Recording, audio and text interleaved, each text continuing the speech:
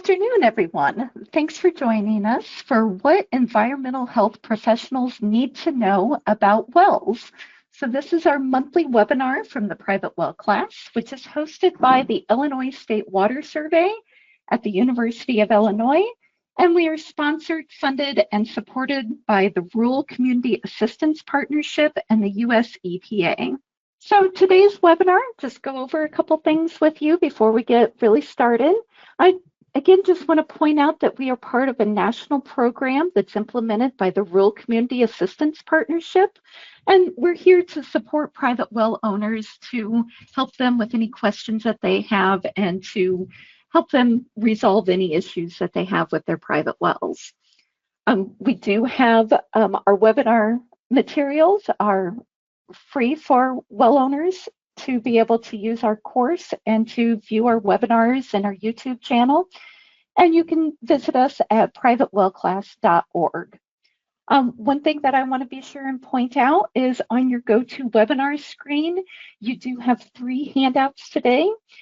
We have today's agenda, your NEHA CE forms, and then the webinar worksheet to help you follow along with us. I also want to make sure that you also know that any questions that you have during the webinar, just enter those into the question or chat box. I'm not sure which it shows on your side. So just if you have any questions, just put those in there and we will be happy to answer all questions at the end of the webinar. Today's webinar is being recorded and will be available at privatewellclass.org and on our YouTube channel. So I mentioned that we do have NEHA CEs. If you're a NEHA member and need to get your CEs for credentialing, they do have a 2-year cycling. So you need to make sure that you only watch this webinar once during that 2-year cycle.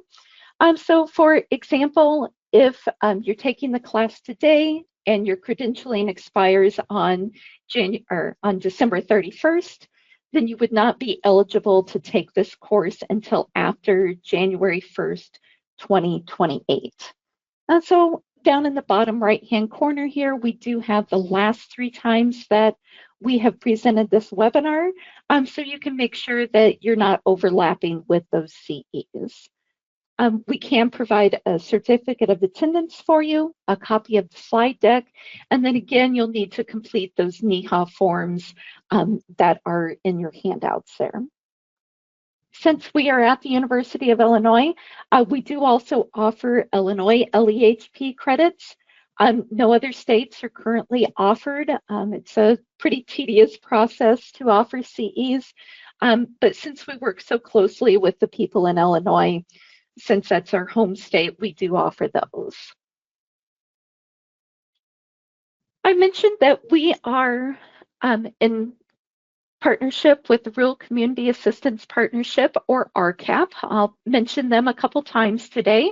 If you're not familiar with RCAP, it is a group of 6 nonprofit organizations that have gone together to provide assistance to the rural communities of the United States. So all 50 states plus Puerto Rico and the Virgin Islands are all covered.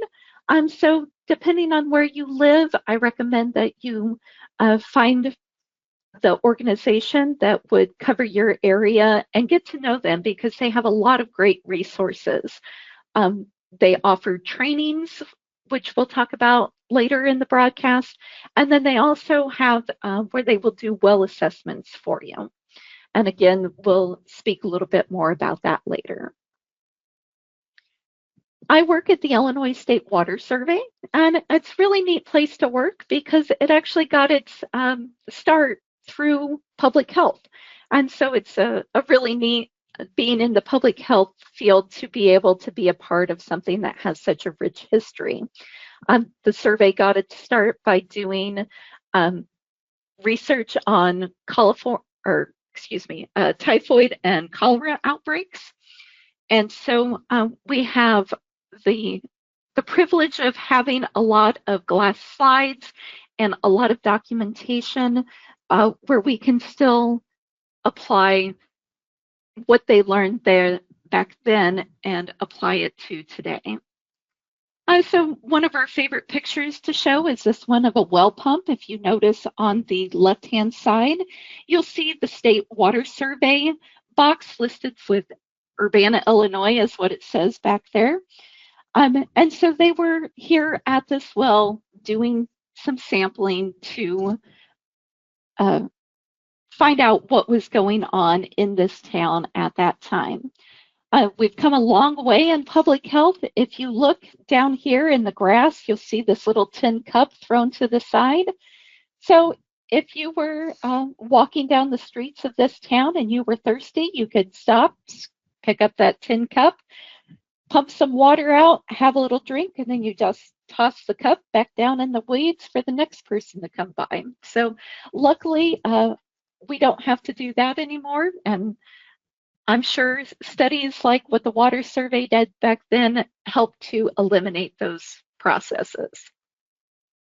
Here at the Illinois State Water Survey, we also house all of the well records for the state of Illinois. And so this is just a fun one that we found this was done, I believe this record was found in the 30s. After the Great Depression, President Roosevelt created the Civilian Conservation Corps, the CCC. And so in the state of Illinois, they used some of these workers to go around and look at some of the wells that were in the area, and then they created these forms. And so with this particular one, so we're talking right after the Great Depression, so mid-1930s, 1934, 35, somewhere in there. These gentlemen went out to look at these wells. So about 60 years prior to 1934, this well in Schuyler County, Illinois, was a hand-dug well that went all the way to 135 feet. That is quite a feat if you think about someone digging down 135 feet to create their water well. And then at the bottom here, I also have highlighted that the pump type was a 2-bucket and chain, which is pretty interesting because when you come down to another section, it says this is the deepest hand-dug well so far encountered in Schuyler County. It's 135 feet deep. The well stands at 60 feet, or the water stands at 60 feet. And they removed the pump to put in this chain and bucket system because the homeowner liked that better than using the actual pump. So it's just a neat little bit of history, and so we always like to share that with our participants. My name is Sally Dolan, and I am an environmental health specialist here at the Illinois State Water Survey, and I'll be your host today. We also have Steve Wilson, who's heads up the private well class. He's a groundwater hydrologist, and he'll be on at the end to help answer the questions that you guys have during the webinar. And then we also have Katie Buckley, who is our water resources outreach specialist. And she will be handling all the things that go into the chat and the questions, and we'll keep everything organized on the back end. And then we also have Erin Huggett, who helped with the questions today and who's also on the backside making sure everything runs smoothly. So for today's topics, we're going to be talking about how we can help environmental health professionals and dealing with well owners. So we're going to talk about the challenges that we face whenever we're working in public health with wells. We're going to talk about well owners and their attitudes toward their wells. We'll touch a little bit on groundwater and wells and how they work. And then talk about the gaps that exist between studying groundwater and the public health professionals and how all of this ties together. And then we will wrap things up with what all the private well class program has to offer to help you as environmental health professionals. So there are a lot of issues when it comes to water wells. So you want to know, what are they drinking? How is it affecting their health? You know, are there any abandoned wells on the property, or is the well not protected at the surface? We're trying to find out all these different things when we go out and do the inspections. And so we need to make sure that while we're doing this, we're considering what are the public health, or how can we protect public health? How can we protect the water source? And what kind of water quality issues do we need to be paying attention to? Um, you know, Whenever you have an old abandoned well or a well that's not protected, these can really contaminate your aquifer, which can then in turn affect several people in the surrounding area. So you want to make sure that you're doing as much proactive work as possible, because remediation is very costly. It can cost 20 to 30 times more to fix the problem than it ever would cost to prevent it and go out and spread outreach to make sure people know the best practices that they can follow to prevent any kind of disaster. We hear a lot in the news lately. We have droughts that are going on. The Northeast is having a terrible drought. Um, I know Maine is really affected by this and is having some of the worst droughts that they've seen in decades. Nearly half of their wells are showing stress or have even gone dry. So this is a huge thing that's going on right now. Since we are in a drought, a lot of years we have flooding. And so whenever we do have hurricanes or heavy floods, then, those are issues that we have to deal with. Then we have the contamination, PFAS and microplastics and all these other emerging contaminants. You never know what to focus on, because it just seems like once you start understanding one contaminant that's occurring, then here comes something new. So we always have to stay on top of that. Um, then when it comes to water wells, um, they're not regulated. If it's a private well, it is completely on the homeowner to make sure that they are being responsible for taking care of the well, maintaining the water quality, and making sure that it's not getting contaminated. And then the last thing that we have on here is boil orders. The reason we put this on here is because we also work with public water supplies. And so when they have a break in their line, they have to issue boil orders. If any of you are in the food industry, a water main always breaks Friday night at 4 p.m., where you have to find all the restaurants that are affected by this water break and make sure that they know the boil order procedures.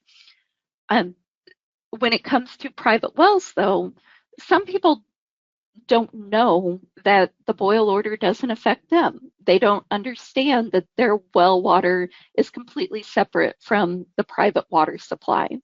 You also get the flip side, where they're the only one affected by a problem. So if their water line breaks, they lose pressure, they don't know that they need to issue themselves a boil order and make sure that they're following those things.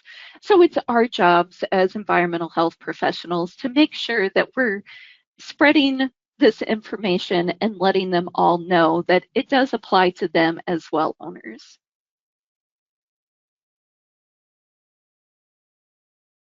So the biggest issues that we have affecting private well water quality is, number one, poor well construction. Um, we have a lot of older wells in the state of Illinois. So we have two pictured here. The one at the bottom right, you'll see that it has a brick missing. And so animals could easily, little mice or frogs or toads or insects can easily get into that well. So need to make sure that we're addressing poor well construction. And then we also need to make sure that well owners are knowledgeable and are educated in a way where they know that they're fully responsible for their own water quality. And so the more knowledge they have, the better job they do at ensuring that they have good drinking water.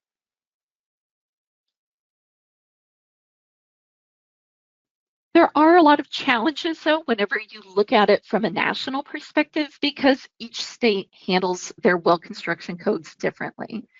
Even the definition of what is a private well can vary from state to state to state.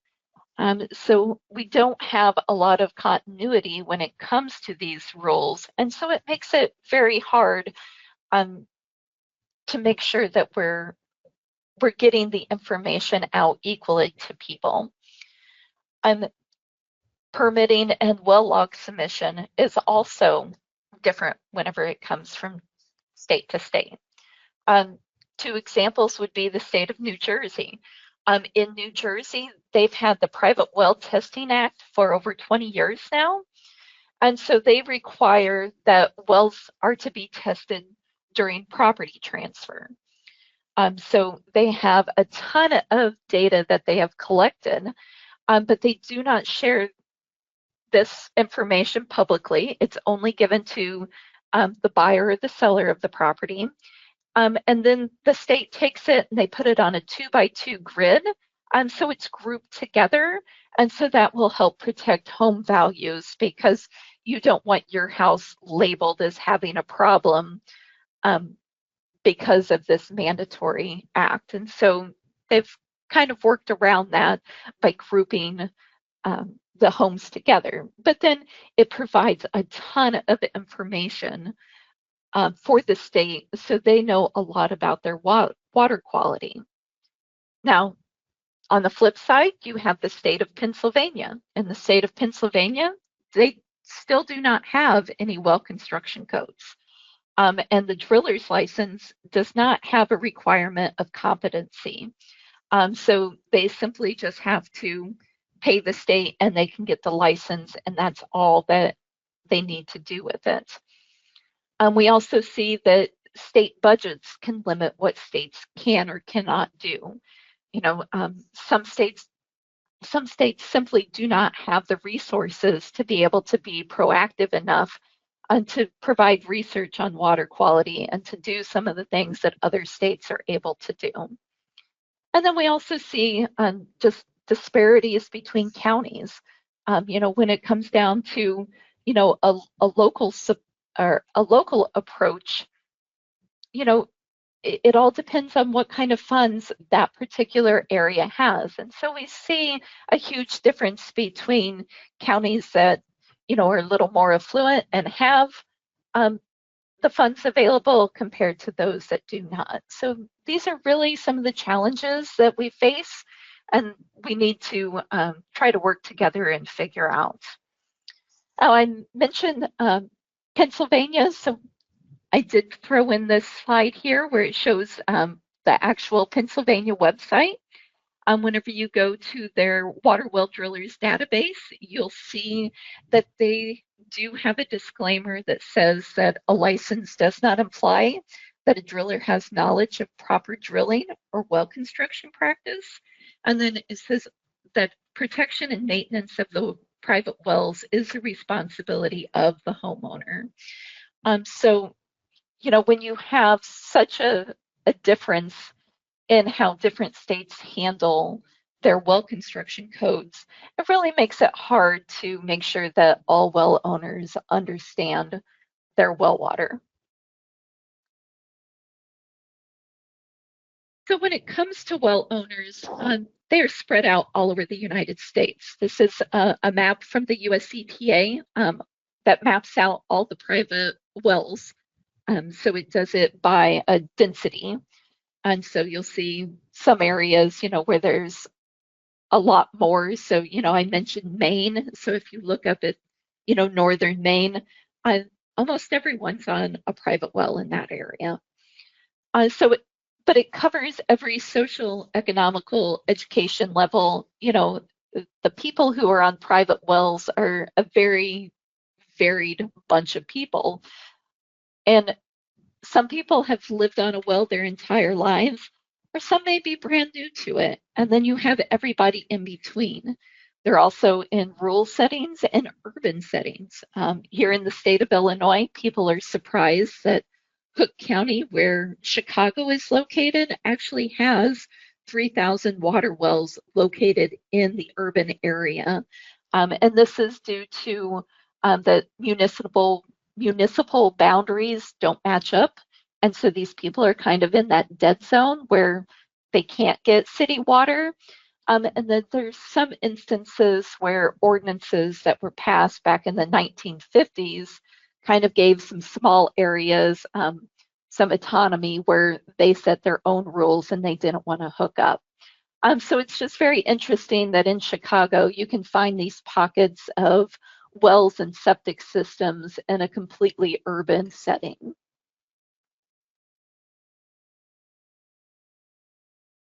So we'd like to point out this research study that was done by Barb Luukkonen from the University of Minnesota Extension. Barb and two of her cohorts were interested in the social aspect of why do you test your well water or why don't you test your well water? So they devised this survey and they mailed it to 2,700 people. And they divided it up between 2 counties in Wisconsin, 2 counties in Minnesota, and 2 counties in Michigan. And they did different incentives to try to get the people to get their well water tested. And so you can see that as the incentive increased, so did the return rate of the survey. Well, for us, that's great, but we're a little more interested in why people don't test their water. And one of the concerning things is 52% of people weren't worried at all about possible health risk with their untreated well water. These are people who had never tested their well water before. And so, you had over half of them who didn't even see a reason to be concerned about possible health risk with their well water. And then we have the top 10 reasons over on the right-hand side. And, so we've been drinking it for years. How many times have you talked to someone and they're like, oh, grandma and grandpa lived until their 90s and, they drink this water and they're fine.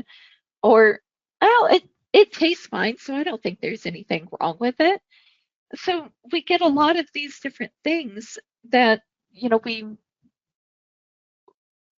we try to talk to these people and understand, but then when you get, I don't want to know, that's really hard to talk to. I know Steve tells the story of that he wanted to do some testing, and so he asked a homeowner, and they said, well, you can do the test as long as you don't tell me what the results are. And the reason for that response was because in the state of Illinois, he had to sign off that he didn't know that there was any problems with his well water, and he wanted to sign that truthfully. But if he knew that there was a problem, then he didn't feel comfortable signing off on it. So we need to work with the different well owners and try and find ways to overcome these barriers to get people to test their water, because that is the only way for them to know what is in their water. And so then you go to, 41%, they don't test because they don't know what to test for. 35%, I don't know how to test. And 17%, I didn't know I should test it. And so, these are concerning numbers when, you think about the general population not getting their well water tested. And I know with the hotline, our number one question is, I want to get my well water tested, but I don't know where to go. And so we help people find those certified labs that are in their area to help them be able to navigate these questions and try to increase the number of people who are going out and testing their well water.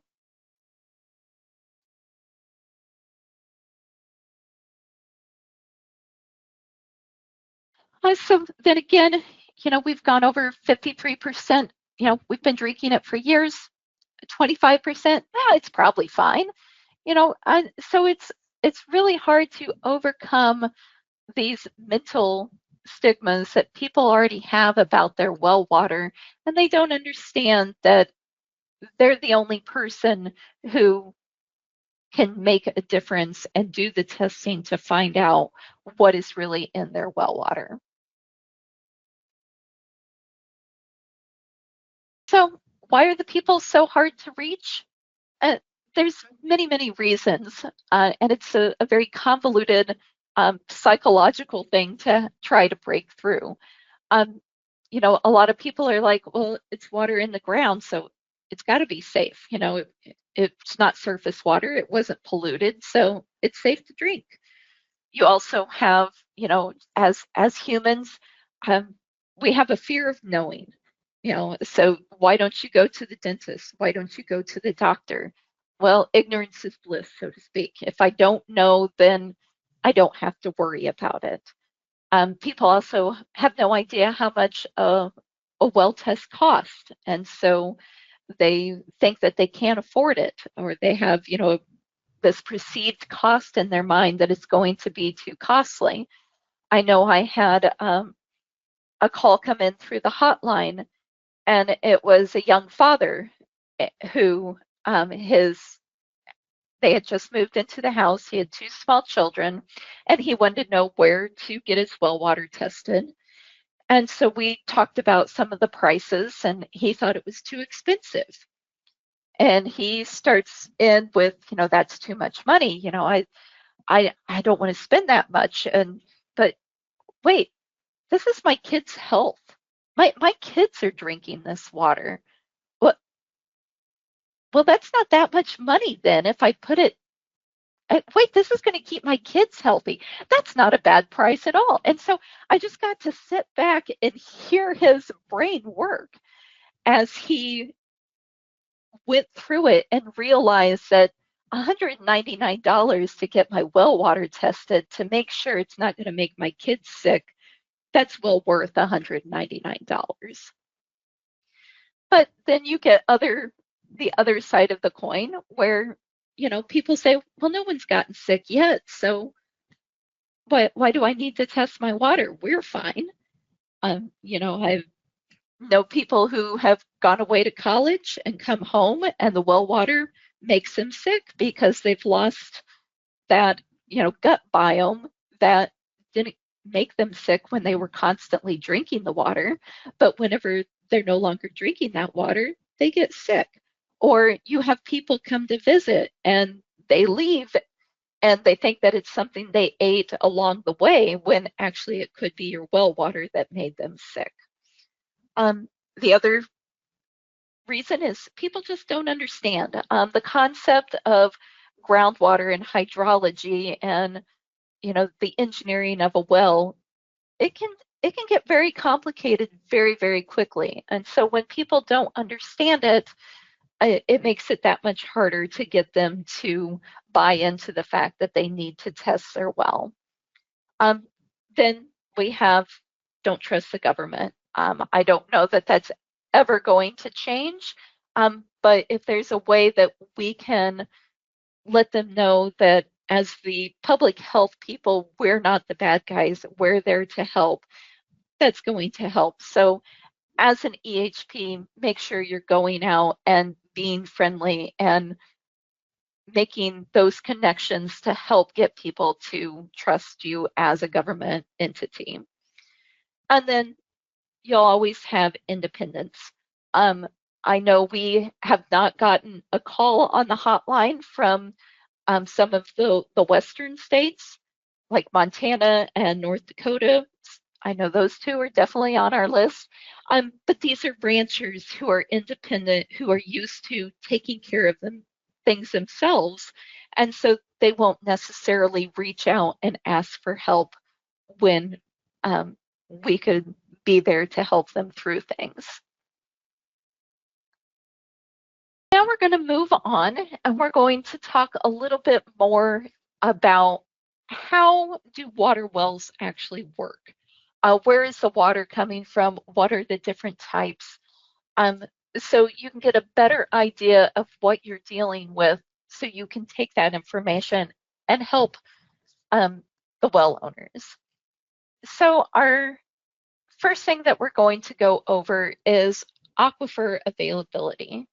I've got this beautiful picture from the U.S. Geological Survey, and these are the principal aquifers of the United States. So you can see that we have aquifers spread throughout the different states. And so it really gives a nice visual of where all these aquifers are at.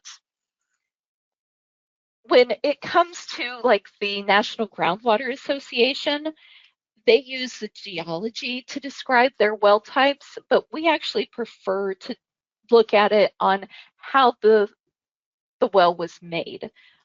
Was it a dug or a bored well, or was it drilled or driven?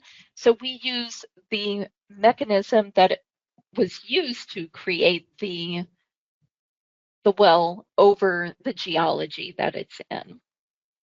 So with a dug or bored well, you don't really have an aquifer is whenever you would use those. You can also see that when it was very old. So before the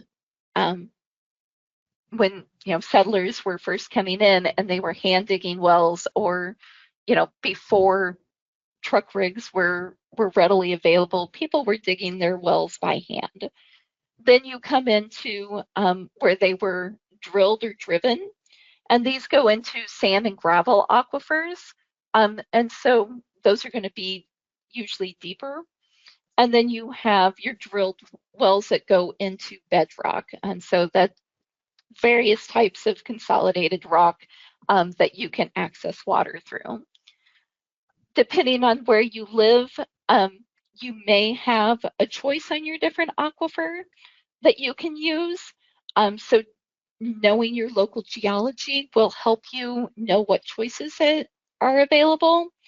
But it's also important to know the difference between the different types to know what the best one would be to put your well in. And I think I said it wrong. We like to go off of what type of well that it is. So is it, sand and gravel? Is it bedrock well? That's the way that we prefer to do it. So the first one we have here is a bored or a dug well. These are typically large diameters. And so you have a 3 to 3.5 foot hole that's dug. So the picture that I have here, you can see the dirt pouring out of the boring machine.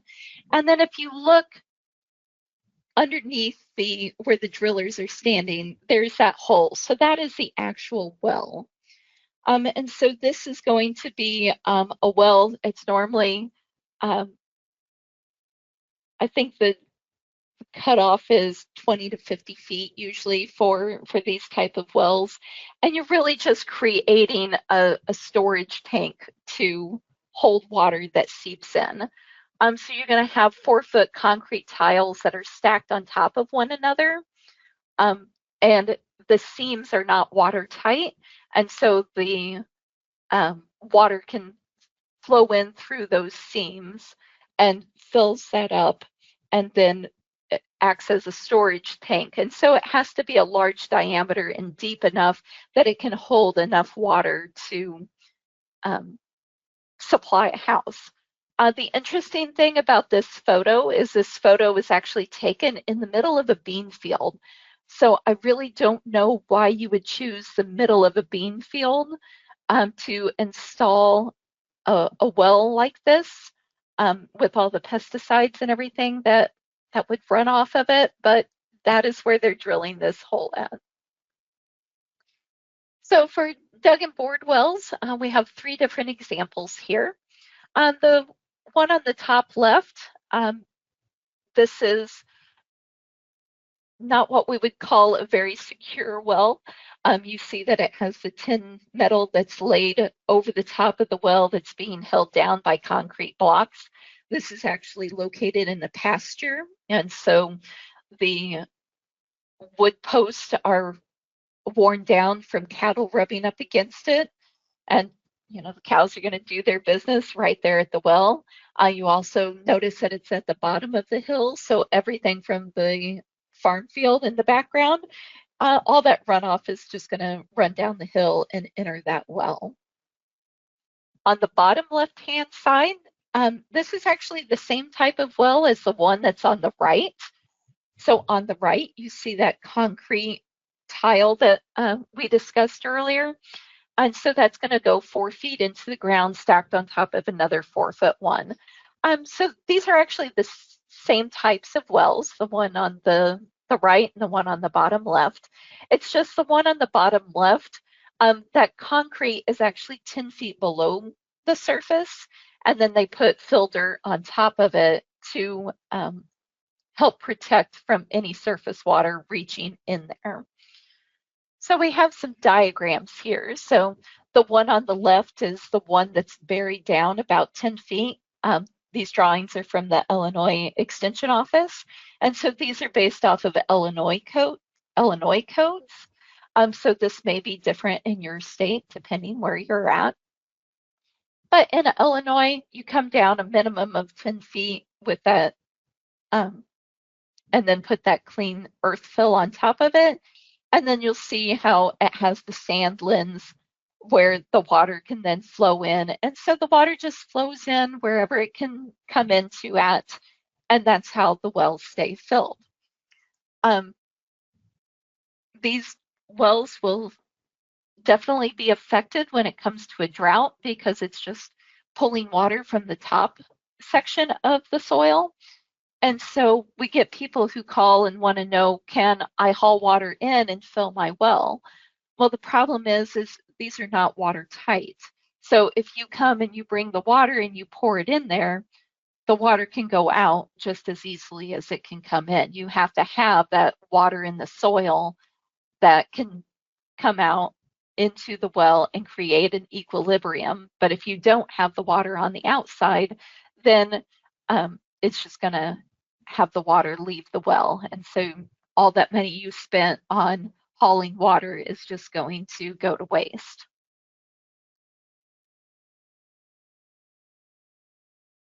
But then we have sand and gravel wells.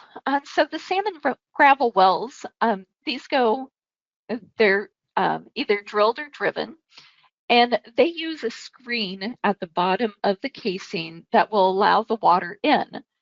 So the casing is usually PVC or steel, and it will actually go the entire length of the well. And so the only part that's open to allow water to come in is the screen, which is usually 4 to 5 feet in long. And so with this screen, this is I guess a woven stainless steel. And so the slot size will depend on the size of sand that you're putting your well into. And so you need a different slot size depending on what the driller finds. So the driller will go out and he'll drill, he'll pull it up, and then he'll determine the slot size based on the size of sand or gravel that he finds. So in glaciated areas, the glaciers will drop the larger particles first, and then the smaller particles will fall out later. And so usually what we see is we see a stratification of layers. So as the driller goes deeper and deeper down, he'll find coarser and coarser materials. And so he won't stop until he finds that coarser layer that's towards the bottom of the aquifer, instead of stopping in a sand that's too small, because the smaller the sand grain, the easier it is to get sucked up and get into your pump, and then you run into a lot of problems. So this is a diagram of a sand and gravel well. So if we say that this well is 200 feet deep, you'll see that that well screen's there at the very bottom. And so, you only have 4 or 5 feet of that well screen that is open for the water to come in. So you can see that in this you have, your well screen with a gravel pack around it. And then your pump is set inside the well down where it's low enough in the water table that it can then pump up but still, as the water level fluctuates, it can still stay below the water level. Now, this is a well log from the state of Illinois, and this is for sand and gravel well. The way I know that is on the bottom right-hand corner, we have our list of our geology. So if you look at the geology, you can see that from 260 feet down to 295 feet, you had a sand and gravel layers. So again, the reason the driller kept going even though he hit sand was he was looking for that coarser sand and gravel before he put in the well to make sure that yeah, it looks like it has up on number 22, it has a stainless steel screen that's 20 slots. So he made sure that he got into a coarse enough gravel and sand that it didn't have any impact on that. We really like being able to find our well logs for people in the state of Illinois. So I highly recommend if you're ever working with a well owner, make sure that you are looking to see if you can find the well log because it has a wealth of knowledge. On the ones in Illinois, you can find pump capacity and the working cycle, who put the well in, who was the original owner. And it just gives you so much information that you can really help a well owner out when they start having problems if you have this information at hand. This is also from that same well log. This particular drilling company had a software that was able to create this. So this is the same information, it's just put in a different table format that's a little bit easier for a well owner to be able to digest and understand everything that's going on in the well.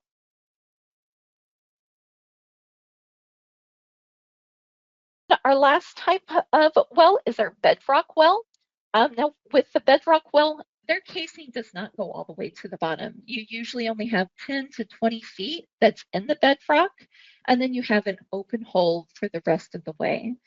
Now, the reason that we have that is because with a bedrock well, rock doesn't hold water. And so the way you get water out of the rocks is you have to rely on cracks or fractures that are in the rock that can carry water. And so the thing that you have to be concerned with a bedrock well is you only have 10 to 20 feet of casing to protect you from surface water. And then you have no idea where those cracks are coming from. Those cracks may be coming from a half mile away. They may be just conduits for surface water to come down through the rock. We have no idea of knowing where exactly that water is coming from. So it's really important for bedrock well owners to make sure that they are testing their water frequently to make sure that it's not being infiltrated by surface water.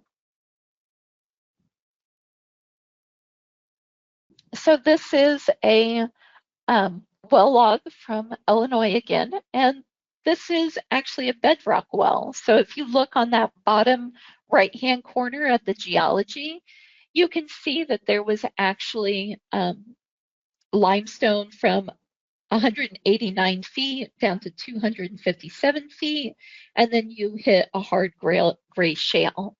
Well, that limestone is going to be your water-bearing rock. That's going to be a rock that has cracks in it with a lot of water running through it.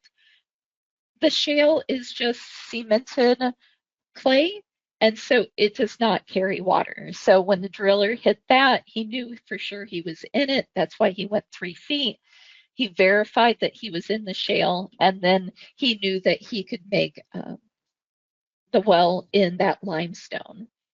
You see that it has broken limestone. This is just the top part of the bedrock. So this is the part of the bedrock that's been weathered over time before the sand and clay got laid down on top of the limestone. And so you get that layer in between there. So we know that we're getting water from 189 feet to 257. So if you go up to number 15, you'll see that we had um, from 1 foot to 179 feet was PVC. But then the last 20 feet from 179 to 199, they actually used black steel. And that's because they were actually, going into the rock. And so they needed that sturdier pipe because the PVC might break going that far down.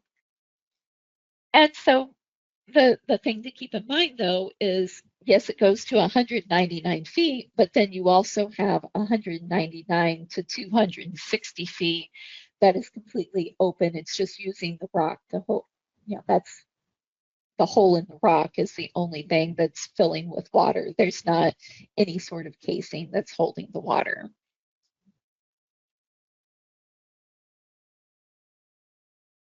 So the next thing that we'll go into is how do we fix poor construction? We've already talked about that, well construction codes can change significantly. Even from state to state, there's a big difference. But then over time, as we learn things and as we improve our codes, we still have to grandfather in those existing wells. We can't expect people to come up to code every time the codes change. And so with a lot of these older wells, we see a lot of poor construction. And it's amazing how many older wells are actually still being used in today's society.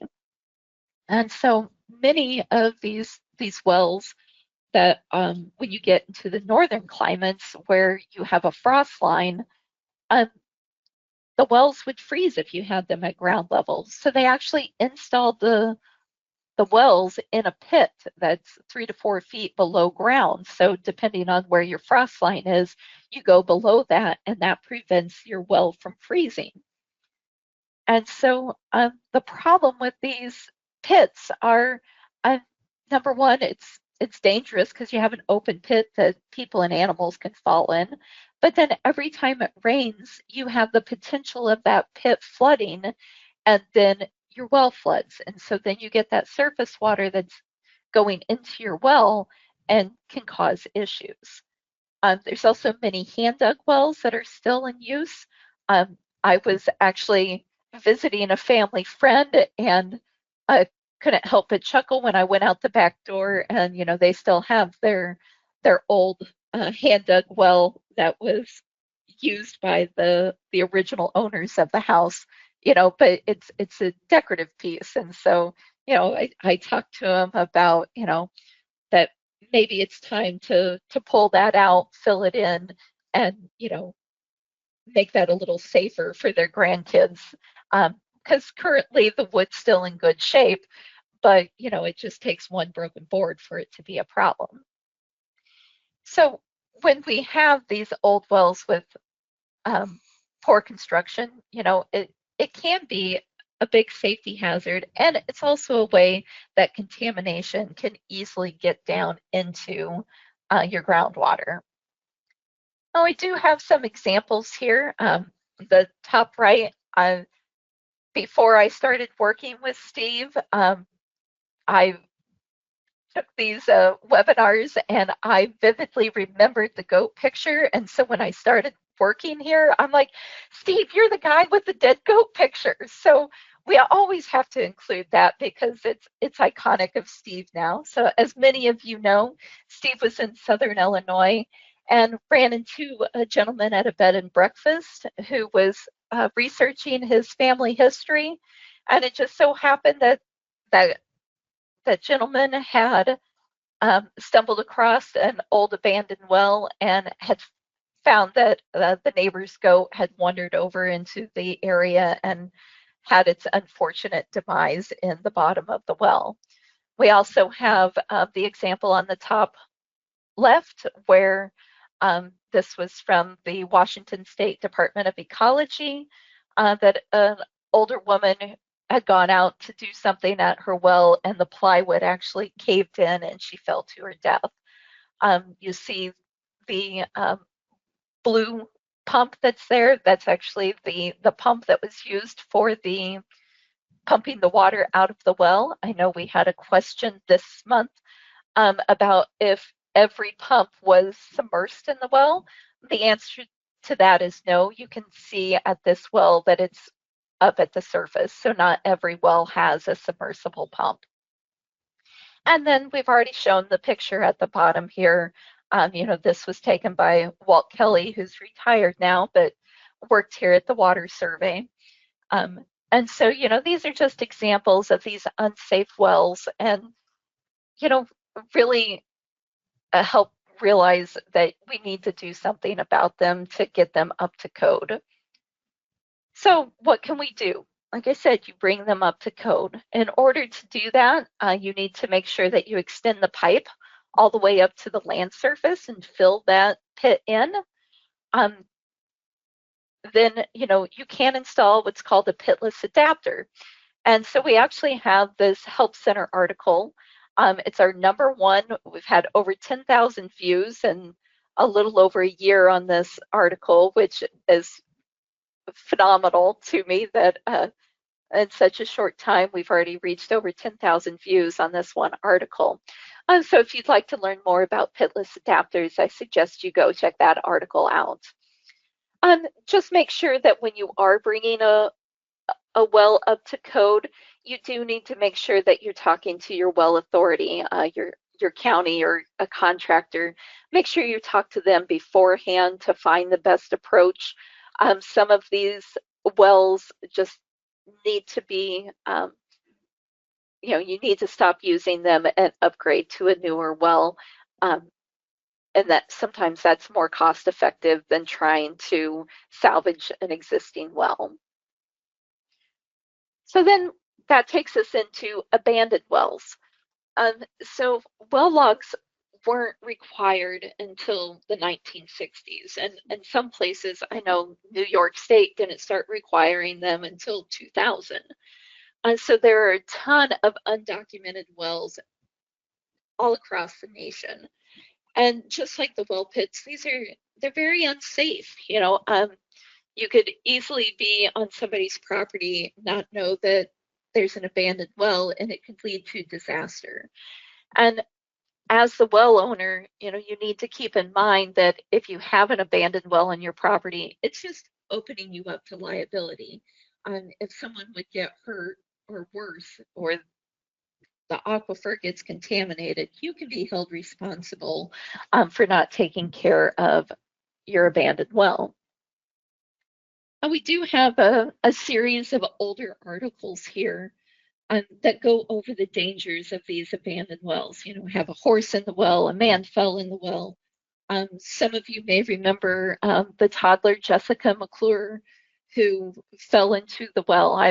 I was a young child, but I remember the news coverage and feeling sorry for this little baby that was stuck in a well. Now she's grown, mother of 3, and so not all of the stories have that happy ending, though. There are several that do not have a happy ending. And just because these are older articles, it's still occurring. In last month's newsletter, we featured where there was a moose in a well. I believe it was last year or the year before, there were 2 children in Taylorville, Illinois, who fell in an abandoned well. So these stories exist all over the place. I also know there was a man in Maryland that he fell into his well, or there was a well in his front yard that he fell into when he was mowing, and he had to stay in there overnight until the neighbors came outside and heard his screams for help. So just because these are older articles, it's still very relevant in today's society, and we need to make sure that we're filling in those abandoned wells. So one of our questions that we received was, what is the process of abandoning a well? And so I want to make sure that I address that in this part of the webinar. So we on our Help Center, we have a What is an Abandoned Well article. And if you scroll down at the bottom of this particular article, we actually have a video where you can see the process that is followed in the state of Illinois on filling in an old well.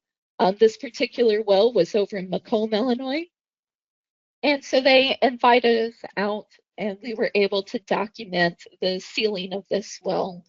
And so we created this video to help others answer that question of what is the process. So the main things to keep in mind is make sure you contact your local well authority.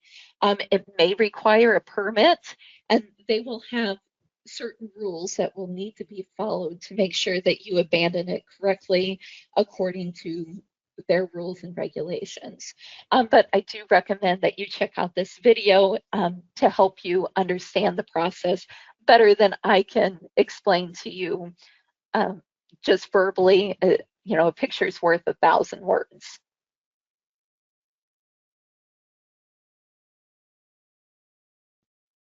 Okay, then we go into groundwater and health gaps. Groundwater is very complicated to understand.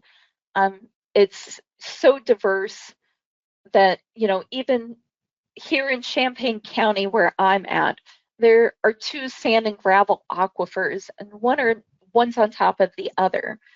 And even though these are considered an aquifer system, the water quality of these 2 aquifers is actually quite different.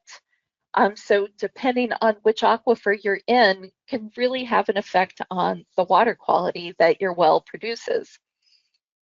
And so, but then you go 1 county over to Vermilion County, and there's an area where bedrock's only 20 feet deep.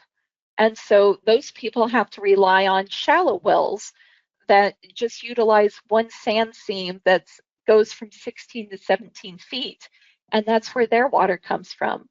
But then you go to southern Illinois, and down there, the glaciers didn't go that far, so they don't have any of this sand and gravel overlay. And whenever you drill down into the rock, the water's too salty for people to drink. It has a very high salinity.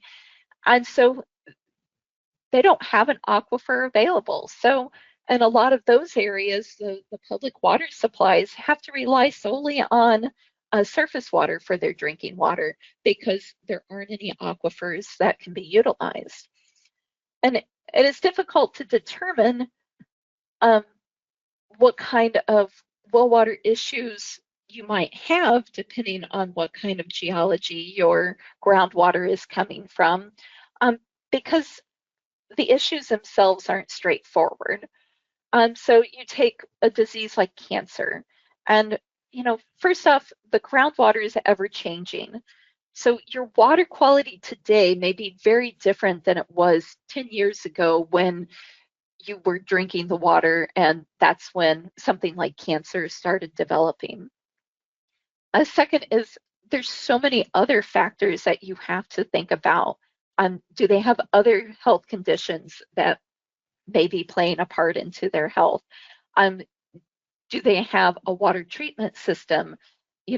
Have they been treating the water? Have they not been treating their water? And even, do they even drink the well water? Sometimes we ask the question, do you have a well? But we forget to ask the question, do you drink the well water? So, you can't really make all these come together until you have all those questions answered. And, then when you go to test the water, you've got 2 options. Do you test the groundwater sample, or do you test the drinking water sample? Do you test before treatment? Do you test after treatment? And so, you can do it either way, but you could come up with very different results. For instance, lead in well water doesn't come from the groundwater itself. It actually comes from the plumbing. And the problem is it's the water chemistry of the well water and the effect it can have on the plumbing that can lead to lead. We're also learning that the presence of biofilm can actually cause lead to leach out. So there's these very complicated things that are going on. And so it makes it very difficult to try to help people piece these puzzles together to figure out what's going on.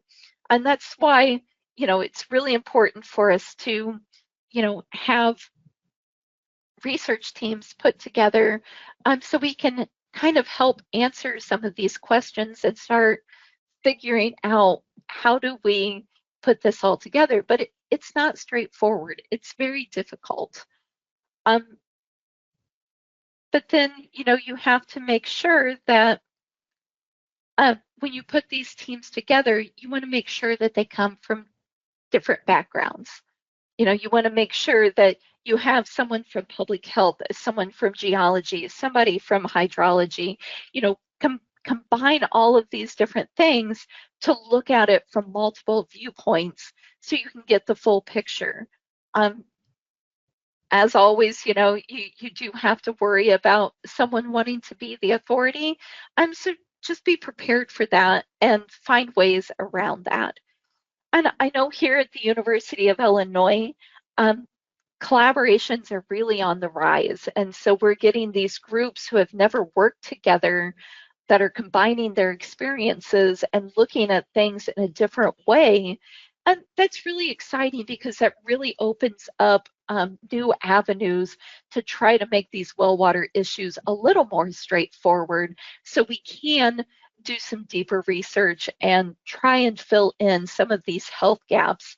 And hopefully, in the future, we'll have a brighter picture and we'll know a little bit more and have different ways of addressing this.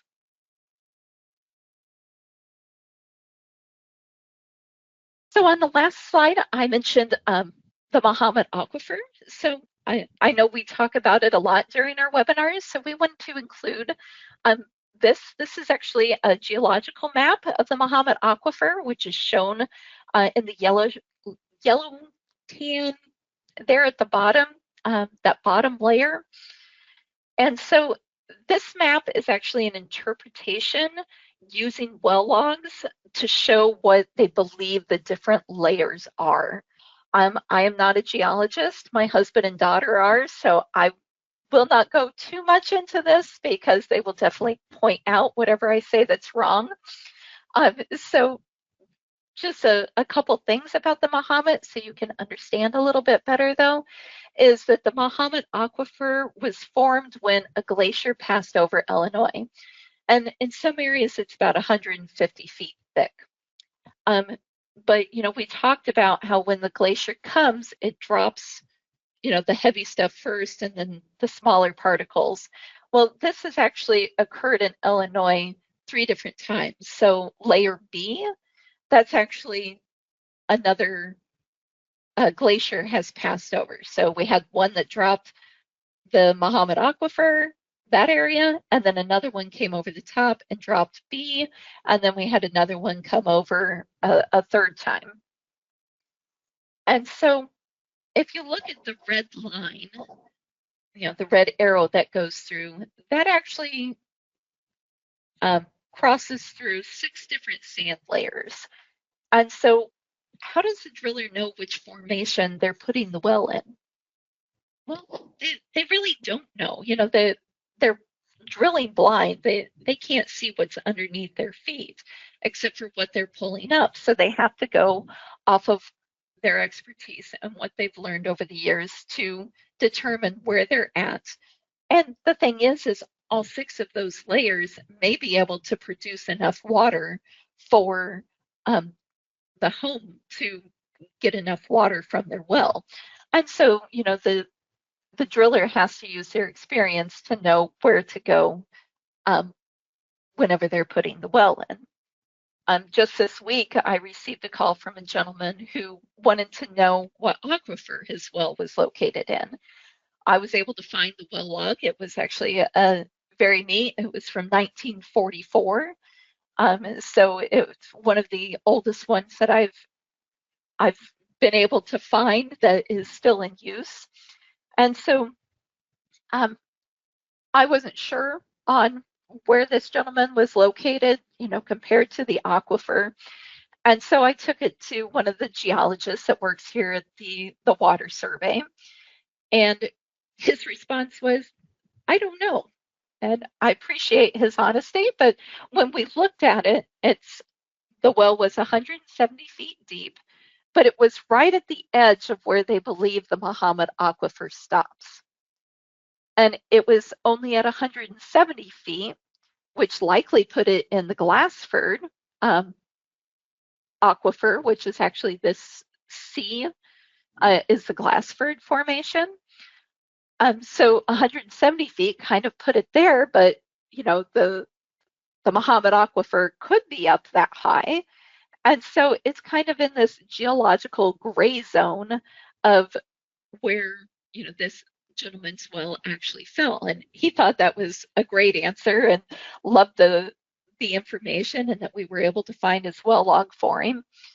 But there's a lot that we can still learn. And actually, the Illinois State Geological Survey has been doing a lot of work using helicopter-based time domain electromagnetics, or HTIM. And so what they've done is they flew a helicopter that had special equipment on it, and the equipment sends signals down to the ground, which then it bounces back up to their receivers. And they're actually going to be able to take this data and analyze it, and they're going to be able to make a much more accurate map of the Muhammad Aquifer. And so people like the gentleman I talked to, will be able to give them a lot better answer of where the Muhammad Aquifer actually is or isn't at. So mentioning the Illinois State Geological Survey is a perfect segue into my next part here. So whenever it comes to being an EHP, one of the best things that you can do is develop relationships with other agencies, other people around you, people who have a different set of resources than what you have. So for groundwater resources, places like the United States Geological Survey, your state geological survey, every state but Hawaii has one. And Hawaii has a huge presence from the USGS because of all their volcanic activity. Or there's a couple states that have a state water survey, like here in Illinois. And so we're great resources to be able to help with any groundwater questions that you have. You also have all the agencies across the states who handle either well logs or water contamination or water quality. So you have your Department of Natural Resources, your departments of environmental quality, your departments of human health services, Department of Environment, Department of Public Health. Your state will have an agency. And so making it a point to reach out to those people and meet those people. I know here in Illinois, we're very short-staffed when it comes to our state agencies, and so that can make it difficult. But I just recommend that you keep trying, go to state meetings and try and meet these people in person if possible and develop those relationships. Another agency is your state extension.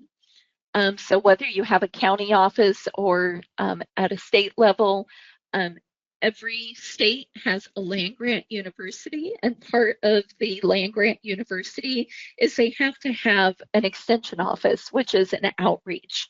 And so the extension offices are great with the resources that they have, and so they can help a lot with public outreach. And there's actually several states that the extension office even does well water testing and education. And so if you're not familiar with your extension office, make sure you reach out to them.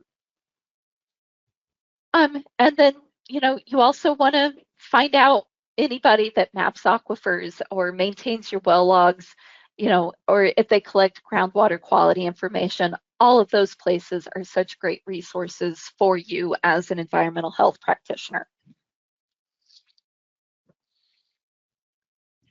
Okay, I'll take a little drink there before we go on. Now we're going to move into what can the private well class do to help you. So the class itself is a series of 10 lessons that is sent out to participants over email for 10 weeks. It's self-paced and it is completely free.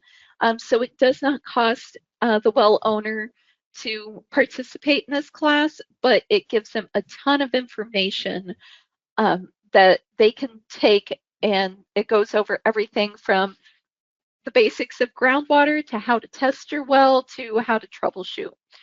So it covers a wide variety of topics, but really educates them on how to be a good well owner. Now, these webinars are not the same as that 10-lesson course.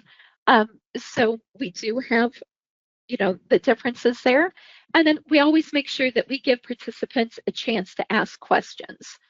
So, you can submit that before the webinar or during the webinar. So make sure that if you do have any questions, put them in your chat or your question box, and we will get to those at the end of the today's webinar.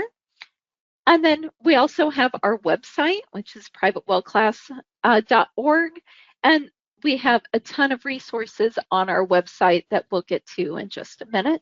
And then we also have a lot of multimedia. So we have videos and podcasts, again, webinars, newsletters. So we have a lot of different things that are available to both well owners and environmental health practitioners. And so we received the question, what can I do to help private well owners understand their wells or well water? And these classes are the way to do it. We have, so much information that it allows them to do it on their own time, and then they have the firsthand knowledge of it. So I've mentioned our website. Our website actually just got redesigned in the last month or so. So we're really excited to have our new website up. And so, you can go there and we have all sorts of different things that you can access from there. We'll start with enrolling in the class. So you can see at the bottom there, we have enroll in the class. Again, this is our free class. It's the 10 lessons that is emailed out. And so, it's very easy for an owner to go to our website and get enrolled in the class. We just ask a couple questions, and then they get that email once a week for 10 weeks. It's a PDF that they can download and read at their leisure. Now, we do have a pre-test and a post-test to make sure that they are understanding the information. The class is also available in Spanish, and so we have a pared down website that people can go to if they speak Spanish. And we actually had a gentleman from Colombia who was up on a Fulbright scholarship who translated all of this and made sure that the dialogue matched no matter what type of Spanish you spoke. It should be understood by anyone, no matter what country of origin they're from and what type of Spanish they learned. So that's a great asset that we were able to receive with his time when he was here. We do have all of our class resources available on our website. So if you go to the top of our website under For Well Users, we have our class resources. And so for each class, so class 1 is the science of groundwater. We have all of the resources that we use to create the class are available on our website for people if they want to learn more about a specific topic, or if they have questions, they can look at the same resources that we used. We do have our monthly webinars, and all of our webinars are recorded and put on not only our website, but also on our YouTube channel. And so you can always go back and watch those. Keep in mind that you cannot get CE credit if you watch a webinar online. You have to be at one of the live trainings like today to be able to be eligible for those CEs.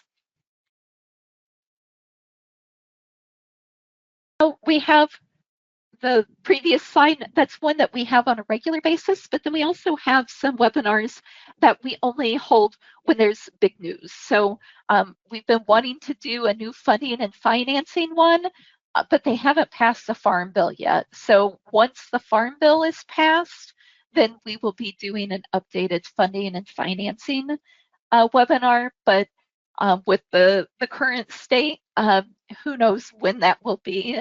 So for the time being, we won't be holding any of these webinars because the latest information we already have available to you. On that same line, we do have a handful of webinars that were specialty webinars, like this one on lead. And even though it was recorded back in 2018, the information is still the latest that we have. When Flint occurred, there was a huge push to do a lot of lead research. We got all this information, and so we've presented it, but there hasn't been a lot that's changed. So we still feel this is the most relevant information available. And so there's no need for us to redo this webinar. But we do recommend that if you do have questions on lead, that you can go back and you can watch this so you have that information available. Also with lead, we also have a website with lead resources. So if you either you're a well owner who is having issues with lead in your drinking water, or if you're an EHP dealing with lead in drinking water, we do have all of these resources available for you. We also have a series of 21 videos that you can access through our YouTube page. These videos are also available through articles on our Help Center as well. So we have this one here that's what should I know about a shared private well? Shared wells are actually very prevalent across the United States. And so this is a good video if you're dealing with that situation to understand how to navigate that and work with your neighbor for having a shared well. We always recommend that if you're on a shared well, put in your own well and stop sharing a well, because there's a lot of issues that can arise when you have someone else in charge of your drinking water. Our most viewed video is how does my private well pressure tank work? I actually checked this today because I was on YouTube for another reason, and it's actually had 590,000 views. So our information is getting out there, and we love the fact that you guys are on today, and we want you to be sharing this information with other people as well. We also have a podcast called Tap Talk. Steve Wilson and Jennifer Wilson from the private well class are hosts on this. And so they bring us a whole slew of topics that affect the drinking water in rural America. I just picked 4 that were related to private wells that were from our season 5.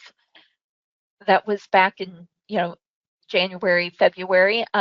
They're currently releasing new broadcast for it currently. So I recommend that you check out our social media, and we make sure that we put our Tap Talks anytime those are out, or you can check out the website itself and go there, just search for Tap Talk Rural America and it comes right up. And then you can go through and find anything that you want to um, watch that pertains to what you do. The four that I picked, we have Terry Morris, who is with the National Groundwater Association. Then we also have Lynn and Andrea from the Florida Well Owner Network. Vanessa DeMuth is from the Dakota County, Minnesota, and so their county has been doing a lot with well water testing. And then we have Mindy Uhl and Eric Day from the state of Iowa and their Grants to County program, where their counties have the funds to do water testing. And so it's a really great program.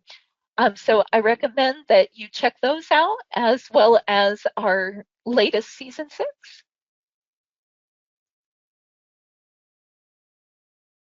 So the goal of our program is to give well owners information and advice that will help them be better stewards to their well. You know, we want them to understand why their well is important, what all they need to understand for how it works, and how to protect themselves from being at risk.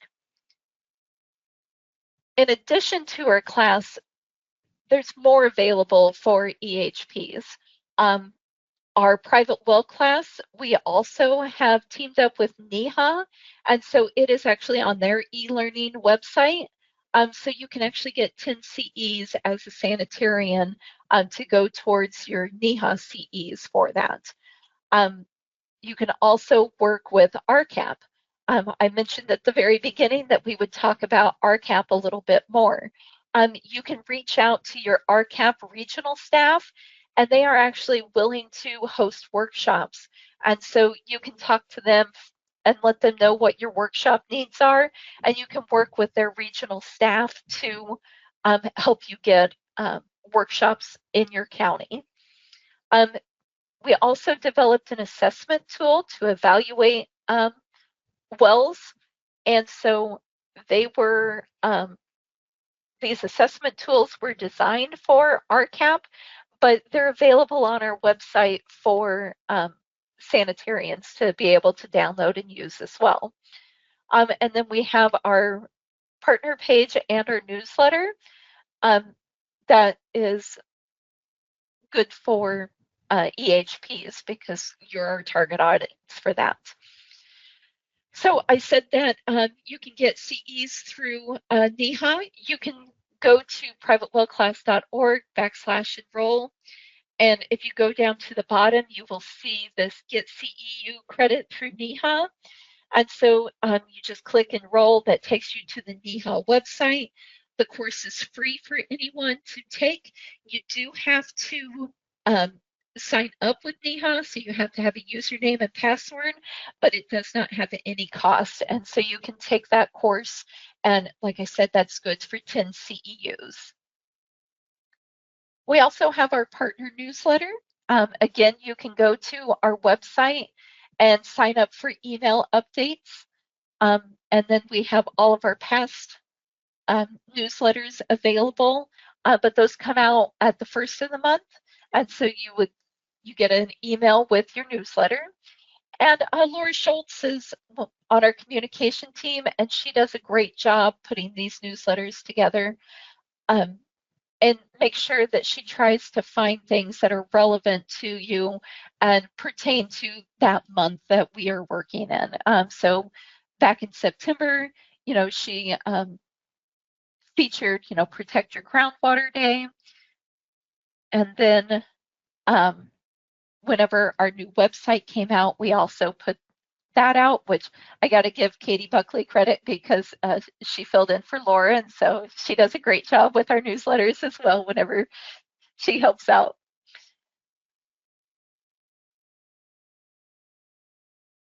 And then we go into the private well assessments. With RCAP, with the 6 regions, they will go out and do a well assessment for An individual, they do have some criteria they have to meet, like it has to be their primary residence.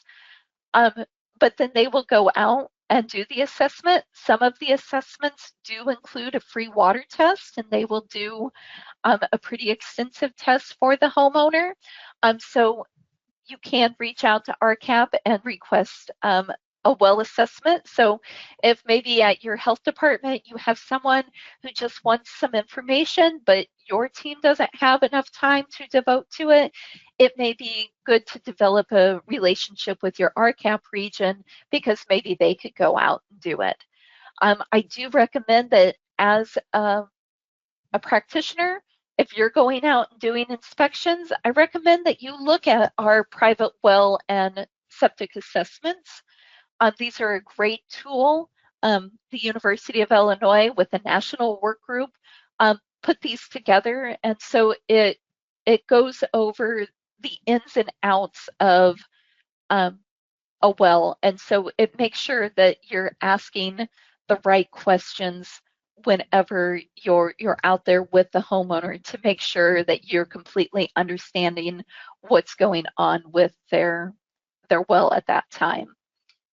And it's treated just like a sanitary survey. It's just designed for a private well. And like I said, it really helps educate the well owner and it helps educate you as a practitioner to understand what's really going on in that situation. It's also a great way to promote best practices. And then it also encourages communication and increased awareness of the issues that the well owner is facing. The well assessment does have a guide that comes with it. So if you do have questions, perhaps you're new and you don't know what questions to ask, this well assessment guide walks you through everything. So even if you don't plan on doing an assessment, this well assessment guide is a great tool to know what to ask whenever you do go out and have a problem with a well. And so it really is, it goes step by step and gives you the questions to ask, and really I think would be a good tool for any um, sanitarian to have, especially if you're not familiar with wells. Um, in 2023, we also created the on-site wastewater tool assessment. And so with the OWTS assessment tool, um, it goes over a septic system. And so you can either use it in connection with the well assessment tool or it's a standalone. So if they've hooked up to rural water, but they still have their septic system, you can still use this tool or you can use the two tools together. And it just gives you a great overview of what's going on at that property. We do not have a guide yet for the on-site tool at this point in time. It's still in its 3 years of its pilot, and so we're getting feedback from the technical assistance providers that work for RCAP. We'll revamp it a little bit, and then we'll create a guide that will be very similar to the one for assessing a well. And so it'll still be a couple years, but that will eventually become available to you. We do have a private well conference. We held our last one this last May in Bloomington, Illinois. And so it was great. We had done 2 in person back in 17 and 19. And then we had to switch over to virtual in 21 and 22. And so it was great to be back in person in 2025. We had such a great time that we are ready to say save the date. We're going to have the private well class will be coming May 19th through 21st, 2026. All the details are still up in the air, so just mark that date down and we will provide more information as soon as possible. One of the other things that we have that are great for places like health departments are our brochures. We have this Is Your Well Water Safe brochure. And so you can order these, we send them to you, and then you can pass them out. I know we have the state of Indiana, they used to, every time someone got a new well, they would pass, they would have one of these pamphlets in it. And so it just has a great information about getting your water tested, best practices to follow, and how they can learn more about it. And so on the back here, we purposely left this area where the yellow is blank, because that way you can take your own label and put your information there, and that way they have a way to contact you as their local resource to help them. We also have the brochures available in Spanish, and so you can request both English and Spanish, and we will get those sent out to you.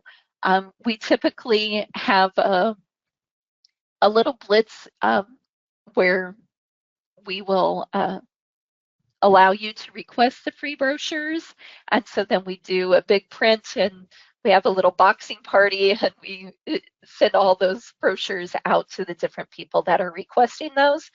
So just make sure that you get signed up for our newsletter, and then you'll also know when we're doing these requests for free brochures. One of the newest things that we have is our private well hotline and help center. This was launched in April of 2024. It is managed by myself and Erin Huggett, and so the two of us are the ones that are helping well owners on a day-to-day basis. So from our website, you can click on the Visit Help Center, and that will take you to our articles. So our articles are divided up into 9 categories, and with those 9 categories, you can see you have a various numbers of articles within it. So there's 3 ways we can help you with the Help Center. You can search the articles using keywords. I'll actually show an example here on how to search the articles. We do have the hotline numbers, so you can give us a call. And so we are live here answering the phone. And so our biggest comment back is, I can't believe a real person answered the phone. So that's really nice that, you know, they're not sent to a phone tree where they feel frustrated that they can't get through and talk to a person. We have people on the flip side, though, who don't want to talk to a person. And so for those people, we actually have our chatbot. Our chatbot's name is Finn. And so you can ask Finn any of the questions that maybe you're a little too hesitant to ask on the webinar, or you don't feel you need to call us. You know, you want a quick answer. You can ask the chatbot, but then know that we are always here in the background willing to talk to you and help you if it is a little more complicated and need someone there to talk to you. So I said you can use keywords. So if you're looking for an article, we just did the word flood. And so you'll see that all the articles where the word flood appears shows up. And so if you just click on that first one, is my well safe after a flood? That takes you to that article. And so we have on this particular one, it's tied to one of our YouTube videos, so you can watch the YouTube video. And then it also gives like directions on disinfecting your well. So it does a step-by-step guide on that. And then if you scroll to the bottom, we also have additional resources available whenever it comes to flooding.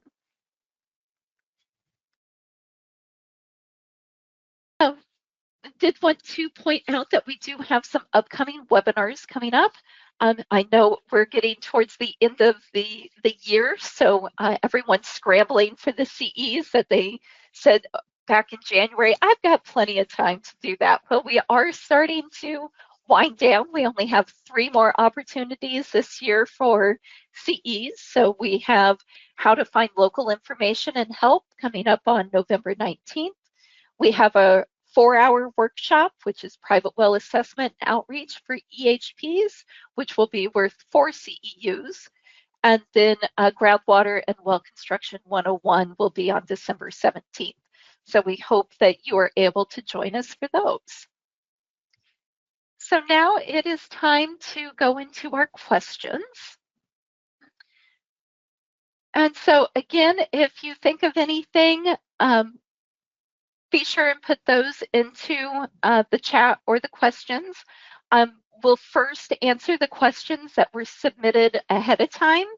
I don't have time to cover all of them, so I did pick some to talk about, and then I'll make sure I leave enough time that we can then answer some of your questions as well.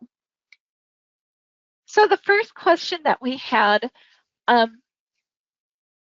in my mind, sealing a well can be one of two things. We can either be talking about grouting the well, or we can talk about sealing an abandoned well. From the way I read this, I took this as they want to know when a well is being installed, what do they need to be observing, and how do they know that the well is being grouted correctly to make sure that it's sealed off from the surface water. So the thing you need to remember is what you're supposed to be observing is you're supposed to be the one making sure that local regulations are being followed. Since well code regulations vary state to state, some counties even have their own. So, I can't tell you exactly what to look for, but there are some big things to make sure that you're aware of. You want to make sure that you're looking for the plumbness of the casing, make sure that it's properly sealed, make sure that you have a well cap that's in a good condition, it's not cracked, and it has a sanitary seal on it. Make sure that setbacks are followed, that approved materials are used, and the list can go on and on and on. But those are some of the big things that you want to make sure that you're looking for. You also, whenever it comes to the seal or the grout around it, you want to make sure that there's no cracks that are left open to the top of the ground. You want it to be nice and smooth and uniform around there. And you want the dirt to be sloping down the wellhead once it is completely completed to make sure water's not pooling around the casing where it could seep down and potentially get into the well. One of the big things that is a big warning sign is you want to make sure that they've used the same amount of grouting material that they said that they would use. You don't want them to have, 11 pounds of bentonite left over, because that means that the bentonite bridged, or they weren't using the Tremie pipe correctly to get everything down into the well. So those are some of the things to look for, but you do want to educate yourself. If you're asking, what am I supposed to be observing? I recommend get a mentor. Find someone, whether it's in your health department or someone within your state, or even a knowledgeable driller who's willing to answer your questions when you're out on site, and talk to people. Find out what they're doing. Hearing stories from different people is a great way to learn. I also found this great article about grouting on the Water Well Journal, where they go over the steps that are needed to properly grout a well. So that's another great resource. And then there's 2 videos on YouTube. I just linked to the first one here. But the University of Nebraska-Lincoln actually did a grouting study. And so they have a 2-series video where they were at a conference and they did their findings and how Nebraska changed their codes off of this study. And so it's got like great, they put a downhole camera into a clear pipe, and then they put in the grout so you can see how the grout works through the camera. And so it's really gives you a lot of information on what to do. but you have to do the legwork yourself too. You have to learn your local regulations. Um, I can't tell you, you know, we deal with people from all 50 states, so you have to learn the codes for your specific area and become an expert in that information. I do love that the state of North Carolina has put together a private well inspection checklist. Keep in mind, this is based off of North Carolina codes, um, but if you can take this information and tailor it towards your well codes, having a checklist to take out with you so you know what to ask when you're out in the field is a lot easier than showing up unprepared and not knowing what questions to ask. So those are my suggestions on that. Our next question is, when performing a food safety inspection, what documents should a well owner have available to show that a well has been tested and the water is safe to use for food production? I was actually a food inspector when I worked at the or when I worked at a health department. That was, as it is, there's always more food inspections and everything else. So that's what I did the bulk of my days. But then I also did septic inspections, well inspections, and solid waste inspections. So I actually went to the landfill and did the landfill as well as local solid waste complaints. So, we all have to know a little bit about a lot. But food was always I have a lot of good food stories, as the way to best put it, I guess. But when it came to doing food inspections where they were on a well, um, it was actually pretty easy. I was in the state of Illinois, so I'm not sure how all states handle it, but these food establishments will fall under non-community water systems, and these are governed by the Safe Drinking Water Act. And so there's two types. There's transient, so that's the same people do not remain for a long time. So you're thinking gas stations, campgrounds, where you have people coming down the interstate, they come in, they go to the bathroom, they grab a cup of coffee, and then they're gone. And so the SCWA requirement for that is they have to have bacterial and nitrate testing at least annually. Then if you go to non-transient, it's at least 25 of the same people do remain for at least 6 months. So when I was doing food inspections, the schools were one of the main ones. Part of my county is rural, and so we actually had several of the schools who were on well and septic. And so with those, they do require not only bacteria and nitrate, but there's also other contaminants that they are required to test for. So when we would go in and do these inspections, they would be required to have a letter. In my case, it was from the Illinois Department of Public Health.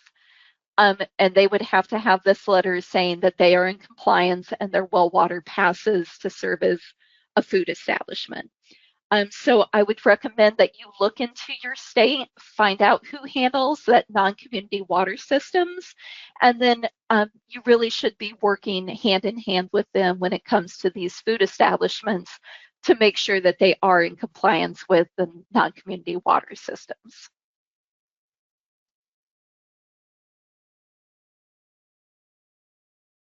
So our next question here is, have any private wells in the upper Midwest tested positive for PFAS or microplastics?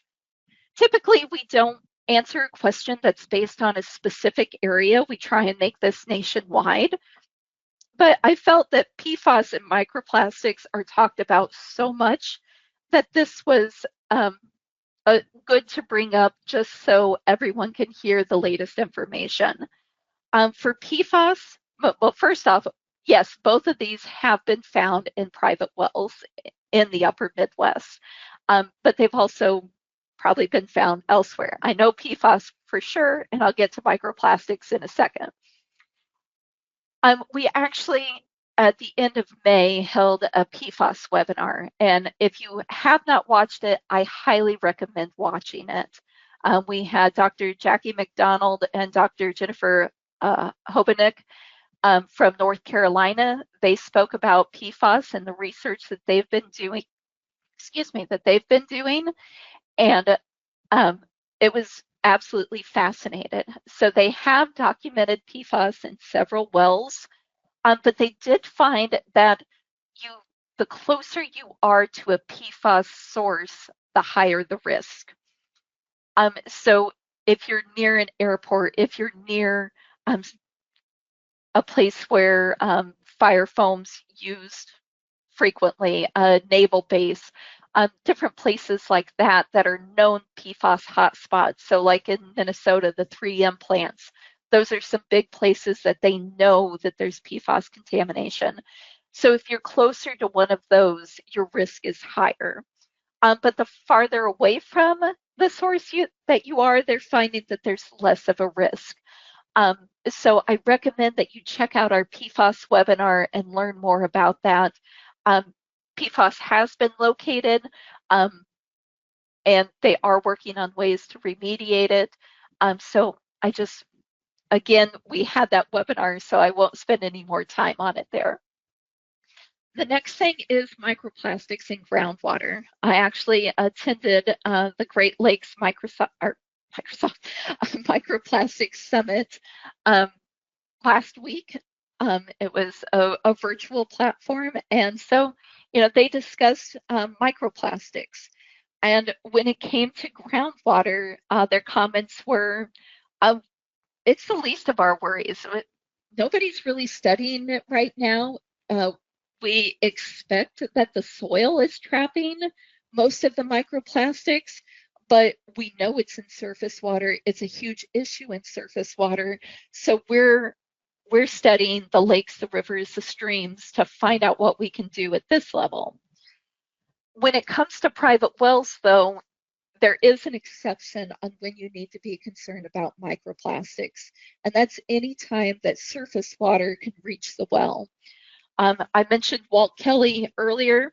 Well, Walt was actually part of a study where they looked for microplastic contamination in the karst groundwater systems in northern Illinois. And not too surprisingly, they actually found microplastics in the wells that were in karst aquifers up in northern Illinois. And they believe that the main source of the microplastics was septic effluent, was then being able to come back and contaminate those wells due to the type of geology that they're located in.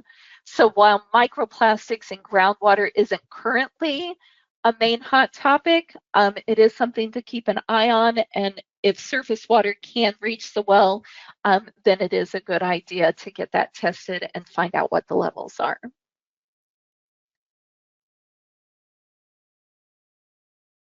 Next, we have what is the best way to find a berry wellhead? And I'll start with my picture here. This is not my picture, so I want to give full credit to the person that did it. This was a well contractor put on Reddit Plumbing. He's like, finally found the wellhead. It was under 10 inches of concrete and 4 feet down. And all the comment section is that homeowner's lucky because I would have torn their yard up with a backhoe. So how do you find these wellheads that are under 10 inches of concrete and 4 feet down? Well, you have to be a detective. You've got to look for those clues. I recommend that you start by finding your old records. So see if you can find a well log. There may be locations to where the well's at on those old records. If you can't locate an old record, then you'll want to follow your water line and see if you can find anything in the yard that indicates where it might be. So you may have a low area or an area that the vegetation doesn't grow quite right, or maybe there's just a random stake stuck out in the yard that no one knows why it's there, but they've just never moved it because the previous owner has marked where it's at. If you still can't find it, then you need to call a well contractor and have them come out. They can use things like ground penetrating radar, where they've got a machine that looks like a lawnmower and they push it along the yard and it will find those pipes going through the yard. Or you can send a device through the water line, and then somebody goes out to the yard and they try to find the signal of what they've sent into the water pipe. If none of those work, that's when the guy shows up with the backhoe, and you just have to dig the yard up until you can figure out where the wellhead is. So hopefully you can be a good enough detective that it doesn't require digging the person's yard up, but sometimes that does become the only option. Okay, our next question is, should there be a plastic box surrounding the wellhead to protect it? So the pictures that I have here, it's actually a well assessment that I performed. And in this case, the well owner was very meticulous. And so when we pulled the rock off of the well, it was very clean. And he said every time he mowed the yard, he went and knocked out any kind of spider webs or anything that had formed in it, and he took meticulous care of it. However, you get other well owners who out of sight, out of mind, and so they never remove it, and so you can get ants and bees and things that get up in there. And since it's out of sight, if something happens to the well and it gets cracked, or something happens to the wellhead, then you're not going to know, and then those pests can get down inside your well and can actually lead to having bacteria in your well, because they just carry bacteria with them. And so we don't recommend that you cover the wellhead. You want to make sure that it does have proper construction and is maintained, but you don't necessarily need to have it covered.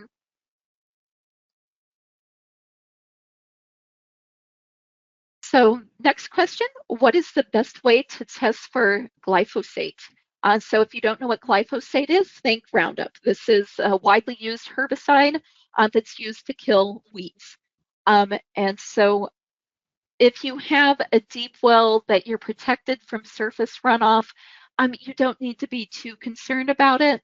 But if you do have a shallow well, or it's poorly constructed, or it's been damaged, and you are in an area where you're concerned about herbicide runoff, then we do recommend that you get tested. The best way to get it tested, you want to make sure you go through a certified lab. I found this company online. I'm not going to necessarily promote names or anything, but for $169, they do have a certified lab testing that would definitely be worthwhile if you do have those concerns that the herbicide is getting into your well. If you want the peace of mind, you can go through that. Now, if you're a lab who is looking for the best way to test, then you would need to go through someone like the EPA, who sets the testing standards. And so if that's the case, send us an email and we may be able to find someone that can help you if you're a lab looking for the best way to test.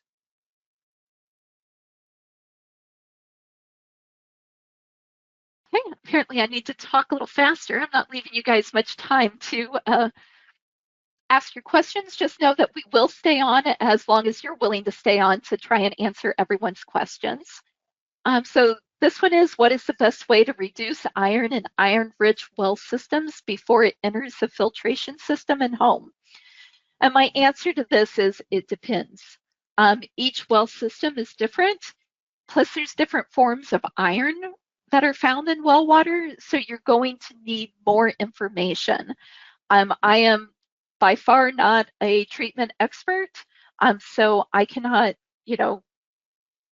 tell you from this question what to do, but you'll need to test the water, find out what form of iron you're dealing with, and then the Minnesota Department of Health has a home treatment guide, and it's a great resource. And so you can see that they actually have iron listed.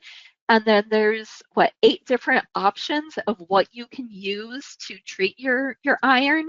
But then you also have to consider what else is in your water too. So you'll want to work with a treatment specialist to find out for your particular system with your particular water quality, what is your best approach? And then that's how you can get the answer to the question of what's the best way for that particular well system and home to treat iron. Okay, so then our next question is there a connection between drought conditions and the quality of our water? And the answer to that is possibly. My husband's a geologist, and one of his favorite sayings is, the solution to pollution is dilution. So when you have a drought, though, you're losing that water. So all that contamination that's in the well can become more concentrated. Also, as the water levels drop, now you have new geological layers that are exposed to the oxygen. And so that can cause the water quality and chemistry to change in your well. But you also have to note that that's not the only possible cause. If you have any changes in your water quality, we always recommend that you test your water, and then you can see if anything is, it comes up that is of concern, and then you can determine if it's caused by the drought or if there's some other factor that is affecting your well water.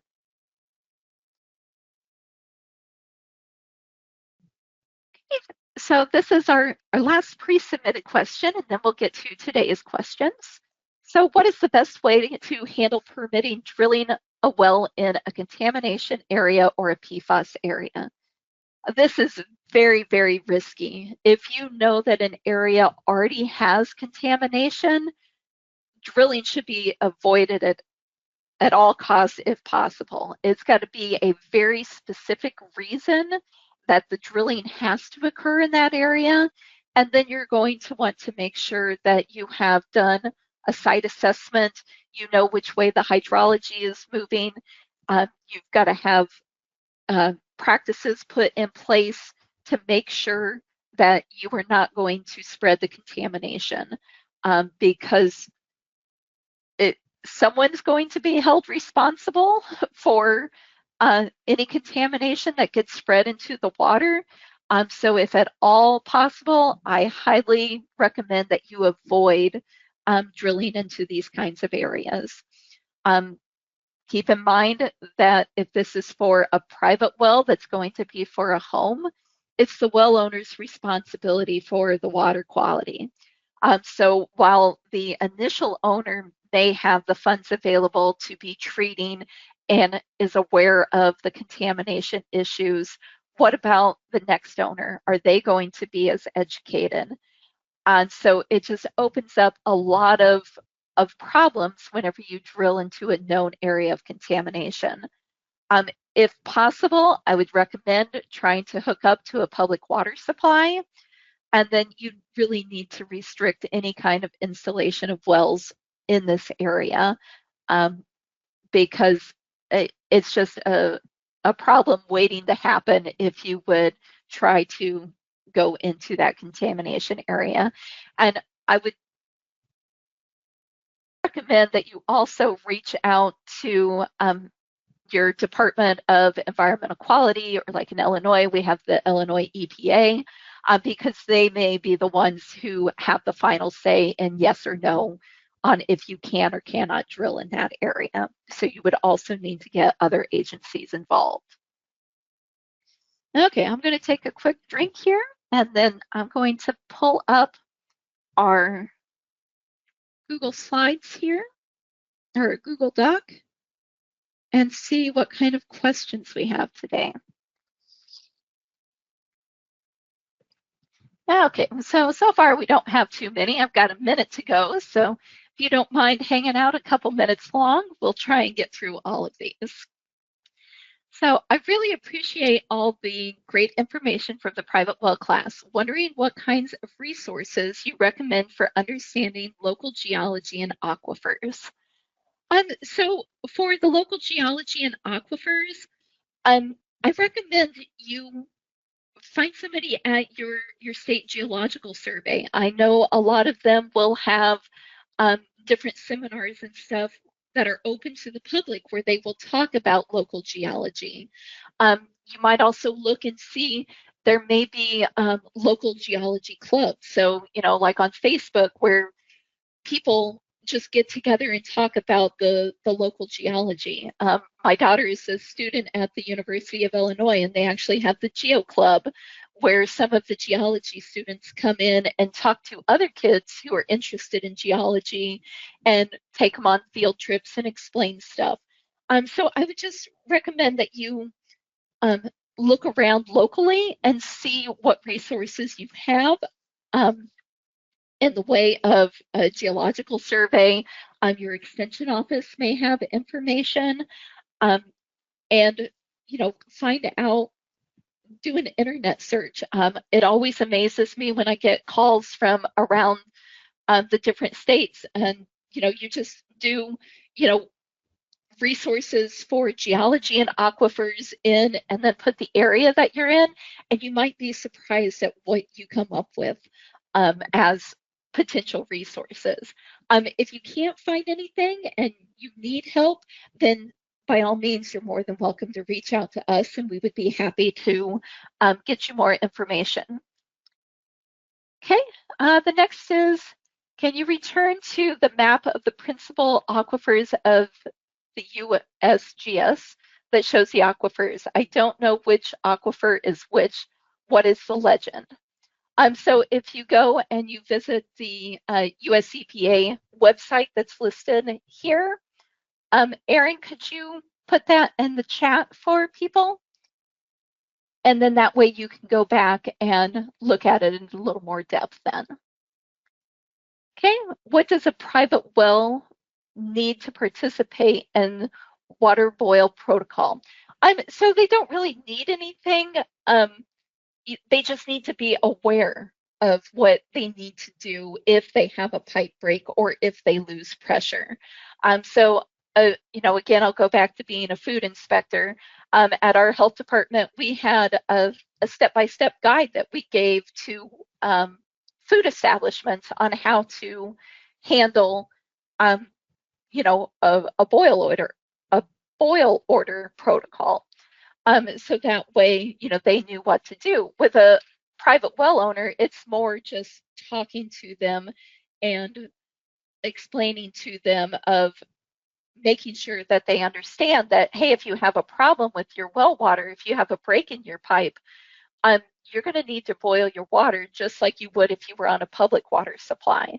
And so it's more about educating them on the fact that they need to do it over having a specific protocol. Sally, Yes. for this particular question, you know, a boil order from a municipality doesn't affect a private well at all, right? Right. And the only place that we would normally suggest people boil their water is if they've tested and found coliform or E. coli and then shot chlorinated. They should chlorinate, or they should boil their water until they do the shot chlorination. And then after they do the shot chlorination, they should boil it until they get a new test result back that shows that they've actually got rid of all the bacteria. So.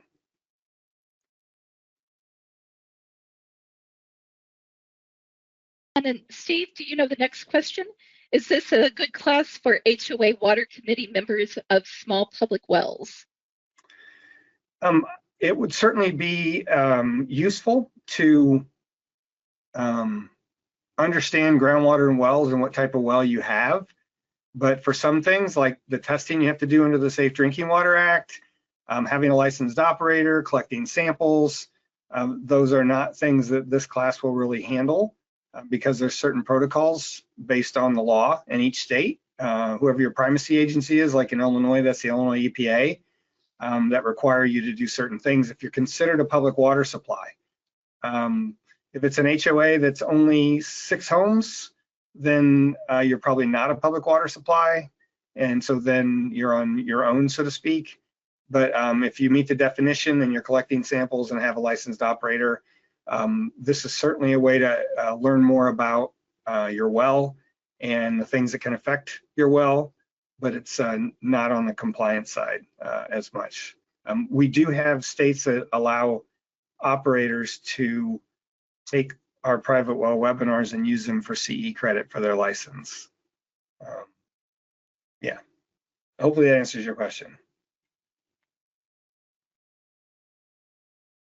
Okay, so for the next one, for environmental professionals teaching classes on private wells, I work for RCAP.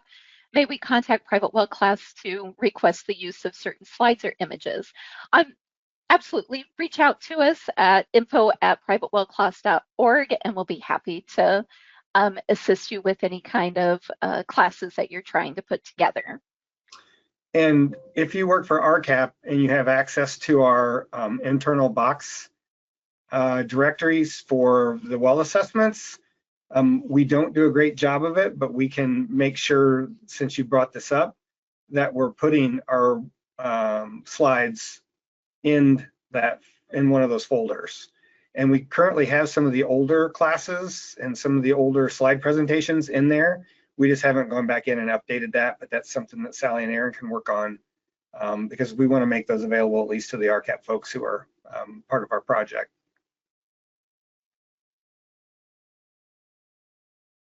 And Steve, I'll let you answer the next one. With nearby industries like mining and quarrying, what issues need to be considered?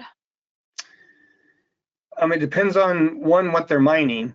As far as quarrying, usually the biggest issue is simply that they're going to dewater a unit, a shallow aquifer. So we've seen a number of cases where a quarry has expanded into a new area, half a mile to the west or whatever, and some of the shallow wells nearby, once they start getting fairly deep in dewatering to either pull sand and gravel or bedrock, they pulled the water out and lowered the water level in people's wells or have made their wells go dry. And so that's really an issue there if they're dewatering. And as far as mining, it depends on what they're mining. I know we've seen issues in Southern Illinois where there's subsidence issues with homes, and that would go for a well as well. Yeah, and I mean, I understand a well for oil isn't mining, but we've seen where, like for oil and gas production, especially oil, when they're pumping, the brine back into the groundwater or back through the well, if the surface casing isn't set properly, it can affect the shallow aquifer. We had a case in Southern Illinois where the water level in a person's well, the well started flowing, and it turned out it was from a nearby oil well where they were pumping into the formation and actually putting a lot of stuff right into a shallow aquifer. Yeah, I mean, it's certainly disruptive.